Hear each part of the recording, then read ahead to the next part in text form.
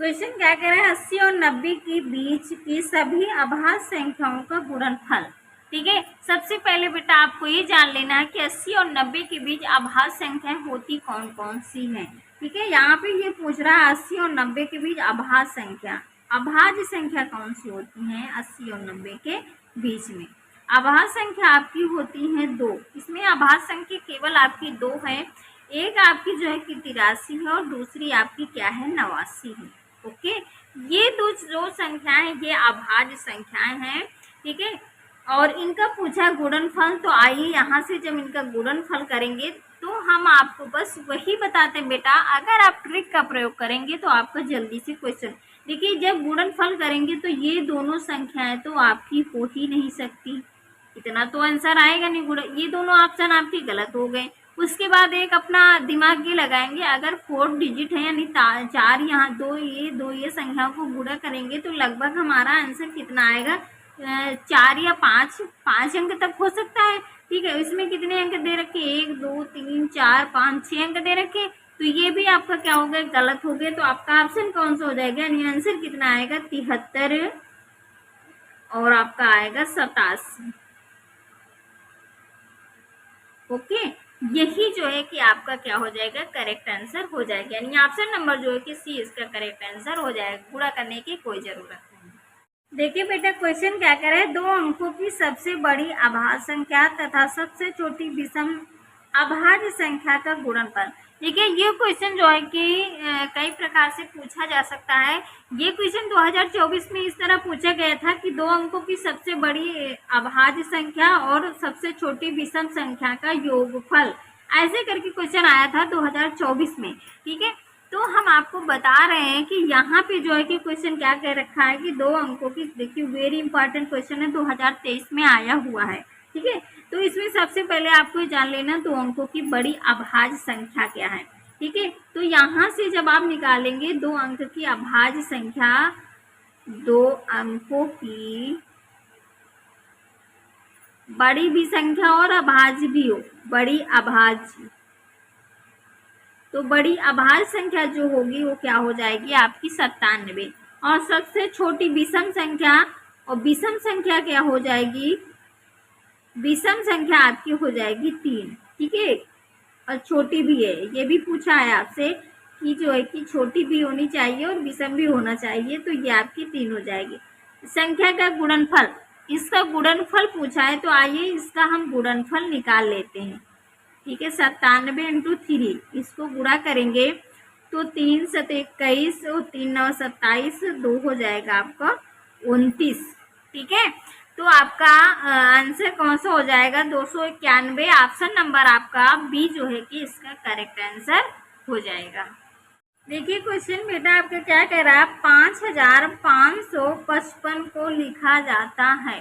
ठीक है, ये क्वेश्चन अब आपको पूछ रहा है कि कैसे हम इसको लिखेंगे। ठीक है, वेरी इंपॉर्टेंट है, 2023 में पूछा गया क्वेश्चन है ये आपका। ठीक है, तो आइए हम बताते हैं इसको कैसे लिखा जाता है। ठीक है, ये देखिए क्या कह रहा है, यहाँ पे कह रहा है 5000, तो हम यहाँ पे लिखेंगे 5000।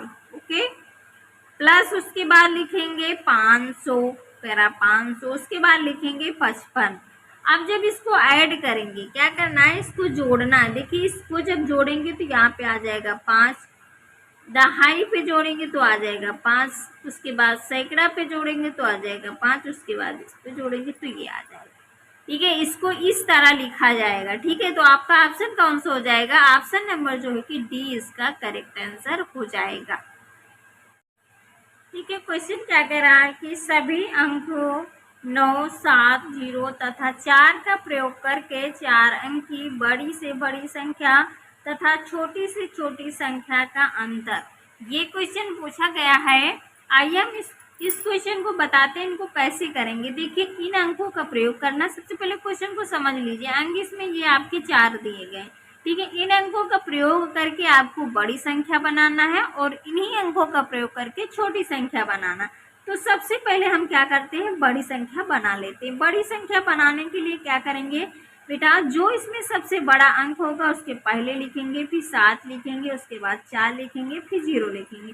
उसके बाद क्या करेंगे, छोटी बनाएंगे। देखिए ऐसे लिखेंगे ताकि आपको एक बार लिखना पड़े, बार बार ना लिखना पड़े, ताकि आप जल्दी से क्वेश्चनों को जवाब दे सकें। ठीक है, आप छोटी संख्या कैसे लिखेंगे, इसमें सबसे छोटा अंक क्या है, सबसे छोटा इसमें 4 माना जाएगा। ठीक है, उसके बाद फिर 0 लिखेंगे, फिर उसके बाद 7 लिखेंगे, उसके बाद क्या करेंगे, 9 लिखेंगे। ओके, ऐसे लिख करके फिर क्या कह रहे हैं, अंतर मीन्स होता है घटाना, इसको हम घटा लेते हैं। क्या करेंगे, इसको घटा लेते हैं। अब इसको घटाते हैं, 10 से 9 जाएगा, 1 बचेगा, उसके बाद यहाँ 3 बचा, फिर यहाँ से उधार लेंगे 13 से 7 जाएगा, बचेगा 6, उसके बाद यहाँ पे 6 बचेगा, यहाँ 9 से 4 जाएगा तो 5 बचेगा। ठीक है, यानी 56 61, यानी ऑप्शन नंबर आपका कौन सा हो जाएगा, ऑप्शन नंबर डी जो है कि इसका करेक्ट आंसर हो जाएगा। देखिए क्वेश्चन कह रहा है कि 2 अंकों वाली प्राप्त संख्याओं की संख्या है। देखिए 2 अंक होनी चाहिए और प्राकृतिक संख्याएं। ठीक है, तो 2 अंकों वाली प्राकृतिक संख्याएं कितनी है वो आपको बताना है। ठीक है, तो 2 अंकों की प्राकृतिक संख्या, देखिए प्राकृतिक संख्या होती क्या है, प्राकृतिक संख्या आपकी क्या होती है, 1 2 3 4 5 6 7 8 9, ये सारी आपकी प्राकृतिक संख्याएं होती हैं। प्राकृतिक संख्या क्या होती हैं ये भी आपको जान लेना जरूरी है। ठीक है, प्राकृतिक संख्या क्या होती है, 1 से स्टार्ट होती हैं और ये आपकी जो है कि डाट डाट करके 1 2 3 ये आपकी सब क्या होती है, प्राकृतिक संख्या है। लेकिन इन्होंने ये शर्त रखी कि 2 अंक की कहाँ तक का हो जाएंगी, 99 तक होंगी। ठीक है, उसके बाद 100 हो जाएगा तो आपका 3 अंक हो जाएगा। ठीक है, अब इसमें से ये पूछा कि कितनी संख्याएं होंगी। देखिए 1 2 3, 1 से लेकर के 9 तक का अगर आप ये इनको क्या करेंगे, ये तो आपके 1 ही अंक होंगे, लेकिन इन्होंने 2 अंक की पूछा है तो क्या करेंगे हम, अगर क्या करेंगे यहाँ से ये 99 है तो इसमें से आपकी कितनी बचेंगी, 9 आप घटा देंगे तो कितनी बचेंगी, यानी 90, कितनी हो जाएंगी, 90। आपका ऑप्शन कौन सा हो जाएगा, ऑप्शन नंबर बी जो है कि इसका करेक्ट आंसर हो जाएगा।